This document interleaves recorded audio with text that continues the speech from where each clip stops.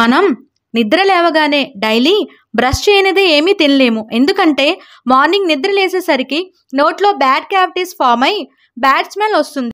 క్లీన్గా బ్రష్ చేసుకుంటేనే కానీ ఆ స్మెల్ పోదు. బ్రష్ అనగానే గుర్తుకు వచ్చేది టూత్పేస్ట్. దానికోసం వెతుకుతాం. అయితే మనలో చాలామంది చాలా రకాల టూత్పేస్ట్ని యూజ్ చేస్తారు.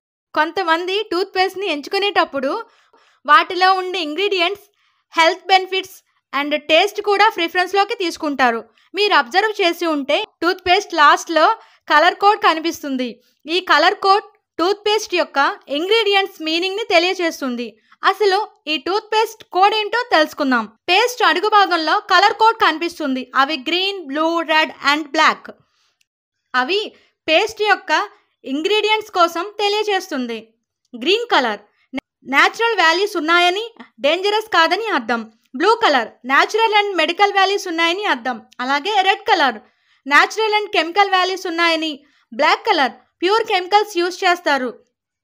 ఇవి చిన్నపిల్లలకు అంత మంచిది కాదు. అయితే టూత్పేస్ట్ గట్టిపడకుండా ఉంచడానికి హుమెక్టెంట్ అంటే గ్లిజరిన్, జిలితాల్, సార్బిటాల్ అనే పదార్థాలు వాడతారు.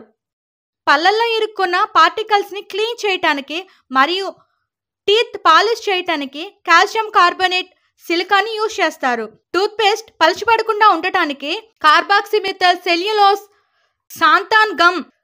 టూత్పేస్ట్ టేస్ట్ కోసం సోడియం సాకరిన్, ఎసిస్పలెమ్ కే.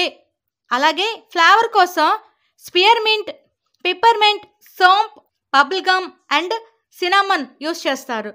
టూత్పేస్ట్ నురగని పెంచడానికి, రుచిని కలిగించే సోడియం లౌరిల్ సల్ఫేట్ని యూజ్ చేస్తారు.